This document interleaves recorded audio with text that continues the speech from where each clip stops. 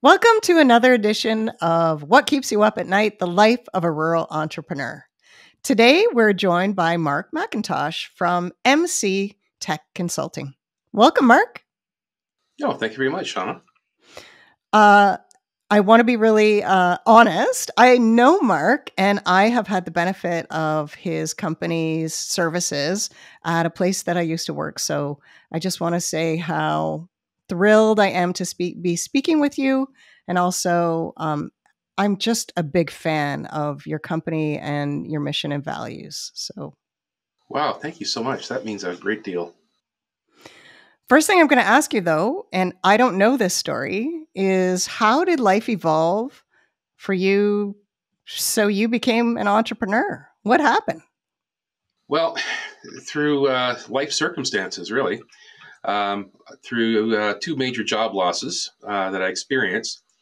Of course, getting older, it was very difficult to find another job in my industry. The tech industry, at my age at the time, was still difficult to get into.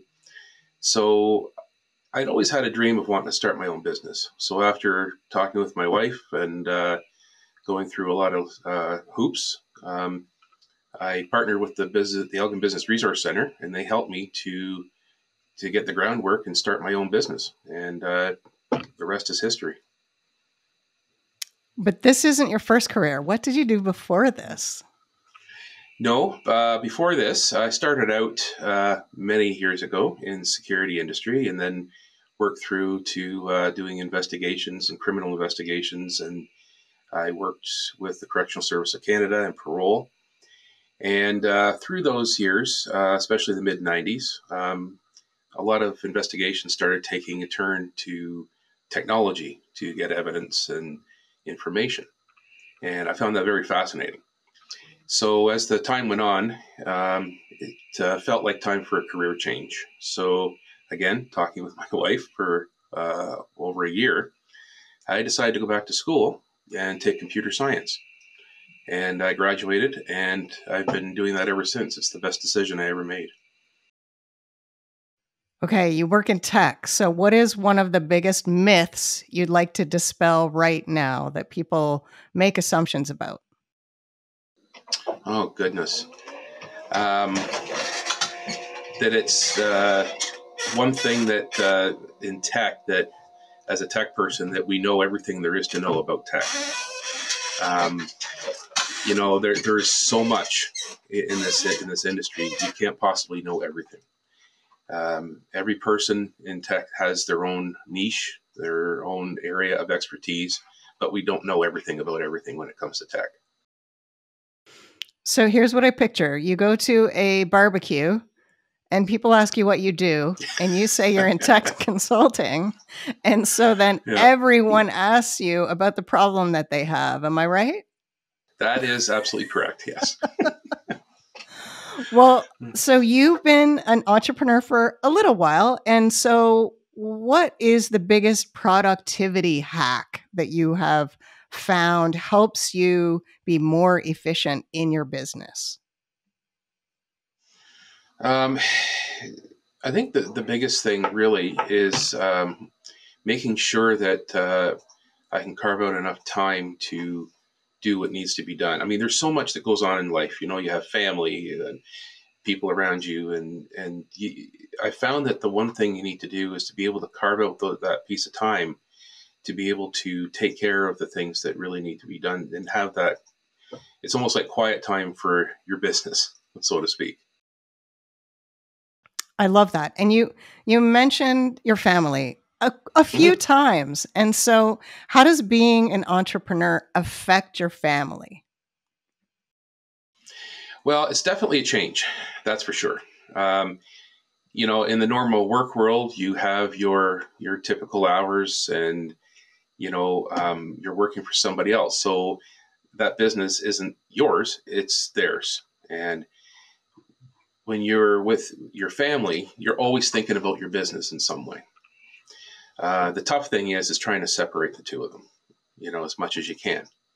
So for me, I try to make sure that I as much as I'm thinking about my business, that I try and separate that. But, the 9 to 5, Monday to Friday, I try to make a solid rule so I can make sure that my family felt that I made the time for them that they needed. I love that. Do you think there's a difference between a rural entrepreneur and an urban entrepreneur? Do you think it's different operating a business in a rural setting? It depends on the business you're in, for sure. For us in the tech industry, no, because basically we work for companies from Vancouver to New Brunswick. So whether we're rural or not, I mean, yes, we're based right here in St. Thomas, Ontario, but for us, we can work anywhere. Depending on the business, if you're a business that doesn't have that kind of reach or the ability for remote work so much, and your sales are largely encapsulated into one area, it can be more difficult in rural because you have to actually go out further to find those clients or service those clients. And unless you have those remote opportunities, which, by the way, we do help companies to do, so they can expand that reach from the rural setting to the urban areas. So that's the big difficulty, is when you're in an urban area, it's a lot easier to go to meetings, to go to networking groups, and be out there and meet people face to face, which is really the one thing that gets people to know who you are. So that's the one thing between rural and urban that can really impact the business. Other than that, networking and seeing people face to face, geography, if you will, what are some of the other challenges that you've had in your business specifically?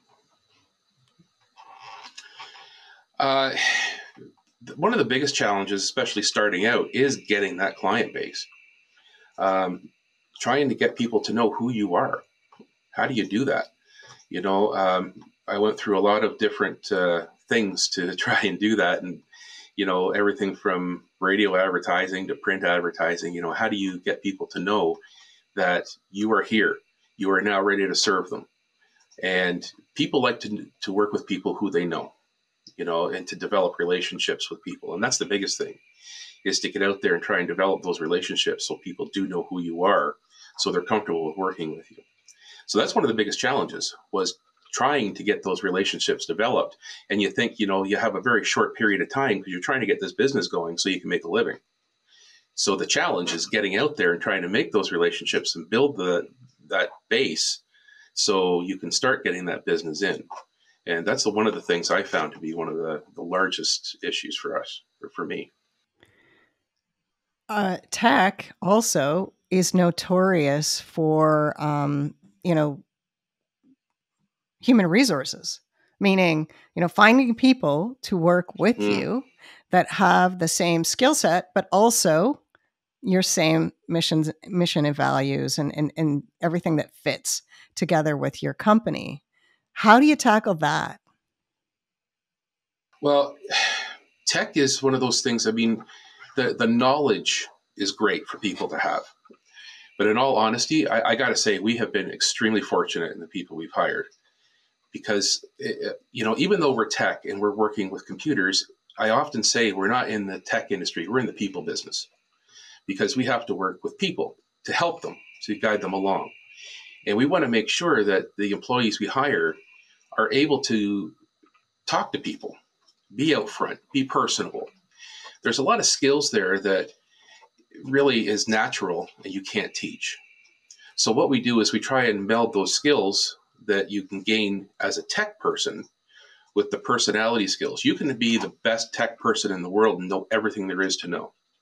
But if you can't work with people, that becomes difficult, because that's the core of our business. So we try and match those two together, because we can teach some of the tech that's needed, but we can't always teach the interpersonal skills that's needed. I talked a little bit about mission and values.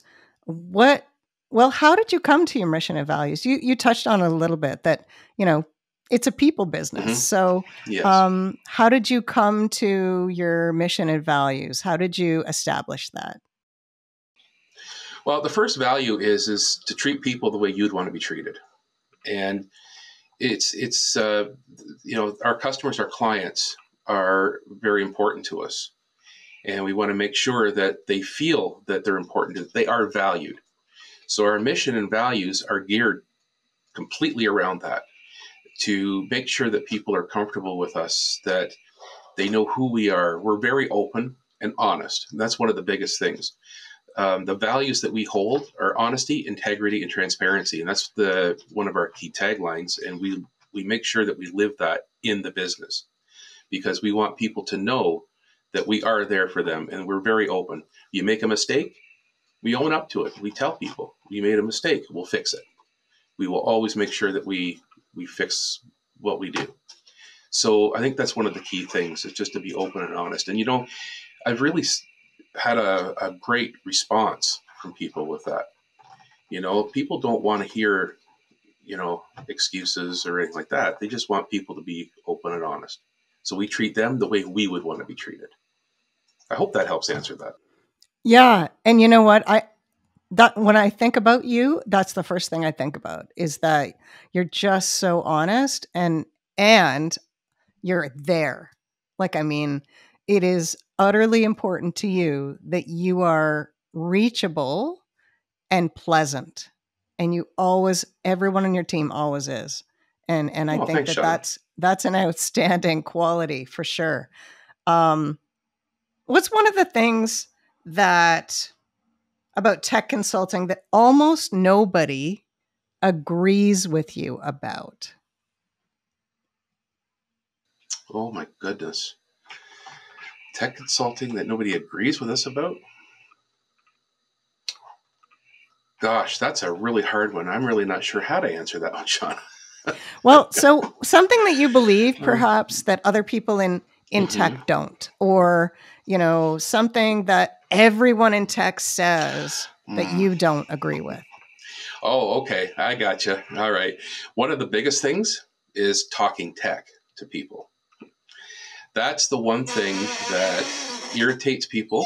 It's the one thing that, amongst the tech world, I guess, is that when you talk to people, it's like talking to a doctor and he's trying to tell you what's wrong, and you're sitting there going, I have no idea what that just meant. We want to make sure that we talk to people in a way that can be understood. And that's one of the biggest problems that we have, is especially amongst tech, is that tech people tend to talk to their customers with tech. And sometimes it can come across as, they're trying to cover something up, or, people just go, what does that mean? We don't want people to feel like that. So that's one of the biggest things, and the biggest issues we have within the industry, is being able to talk in layman's terms about issues. When somebody asks you what the problem was, we want to be able to tell them so they understand. I love that, because another industry that I think about that, it's timely with the seasons change, is with a vehicle. So, somebody will say some big, complicated thing that's wrong with your car, and you need this and this and this and this. And you think, do I really need that? I don't understand what you're telling me. Why do I need that? Are you trying to upsell me? And I'm sure that with tech, it's the same thing. Like, I don't understand what you're saying. Why do I have to pay for that? Brilliant. Yeah, that's exactly. Yeah, exactly. And you feel we want people. Yeah. That you're speaking another language that I don't understand. Like, you're whispering in another language that I don't get. Exactly. And we want people to understand. We want people to understand that if there's something that has new equipment to be bought, or a fix to be made, that they understand why that's happening and what it does to impact them or the business. Because understanding that goes a long way in the trust factor, really. Yeah, absolutely. What keeps you up at night? What keeps you laying awake about your business that you can't get to sleep? What is it that you're thinking about when you're trying to fall asleep, and it keeps you up? That changes as the years go by. Initially, starting out, the thing that keeps you up is this going to work? How do I make this work? I've now gotten into this, and I've got to make it work, and I got to get customers, I got to make money, I have a living, I have a family to support. Those are the things that kept me up at night, literally kept me up at night when I started, because there's a lot of pressure to make it happen. You know, one of the scariest things that I was told was the percentage of business failures for small businesses. And that scared me to death. And that kept me up at night. I just want to as time goes on, that changes. It's a matter of making sure that customers are taken care of properly. That can keep you up at night too. If a customer's having a problem and you're trying to solve it, I have literally been kept up at night trying to figure out the solutions, because I know they need their business to operate. The other thing is accounting. I am not an accountant in any way, shape, or form. Don't like it, but you have to do it. Right? You wear a lot of hats. So making sure that's right, to make sure that the business taxes are done, that you've got everything covered, you're submitting your HST, that everything's correct. So those are the basics, I guess, that literally have kept me up at night at times. What about having the responsibility of your first hire? What was that like? When you start out, it's just you paying the bills, right? And then you make a hire, and then that you're taking care of that person's, basically their family, because, they're paying for their family. And so that's a lot of responsibility. What did that feel like? That was scary. I'll tell you, you get to the point where you need to have somebody to help, to make sure that your business rolls properly. But, you kind of hit it on the head, Shauna. Like, you're bringing somebody in who's depending on you to run your business properly, so you have the resources to be able to continue paying them. And they need to support themselves, their family. That was a scary moment.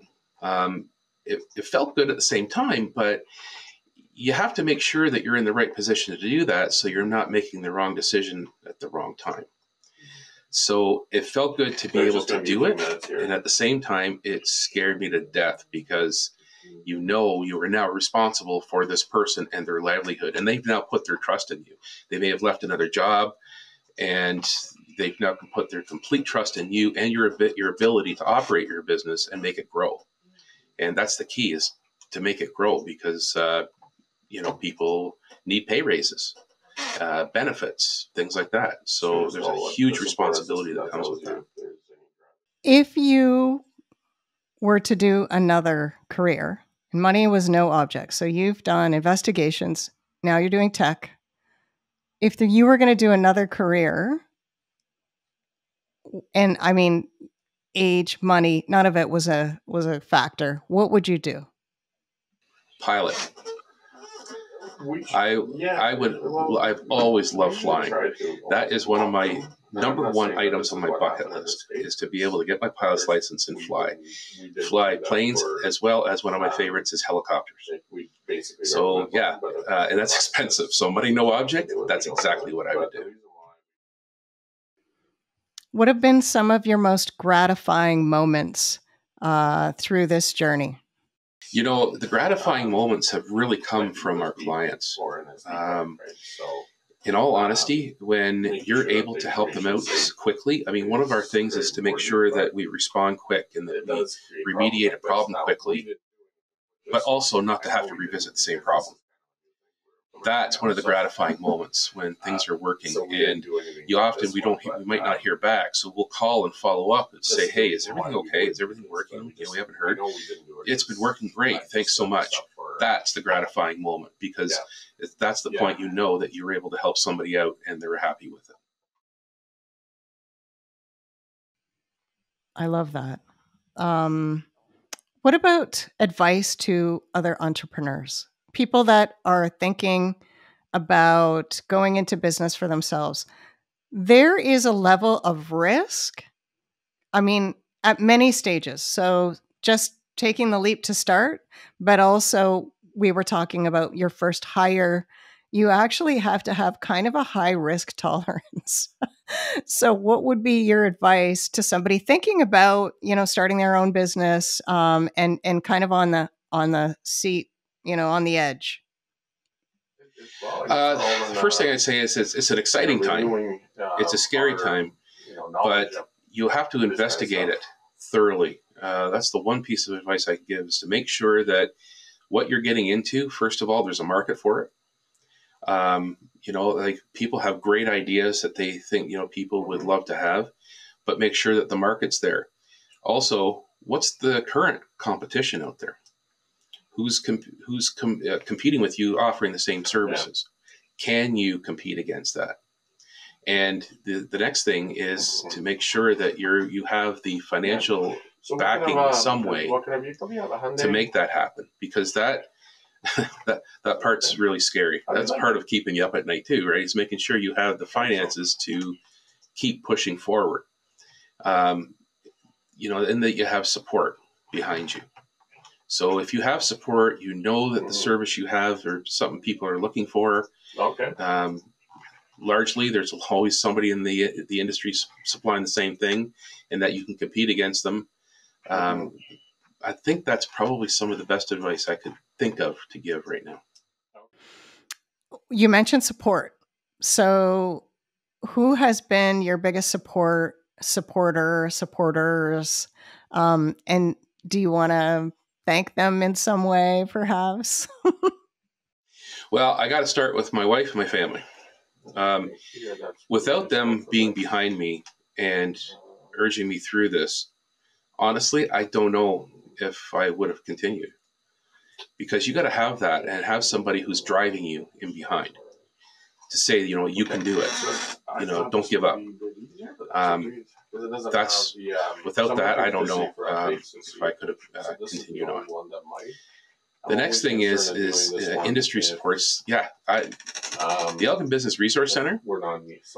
Huge thank you to them, because I started there with the SEB program, and since that time, they've always been there for questions, issues, advice, whatever was needed. And if something they couldn't provide, they'd point you in the right direction. That was another huge support that I had. But definitely have to start with my family, because I wouldn't be here without that.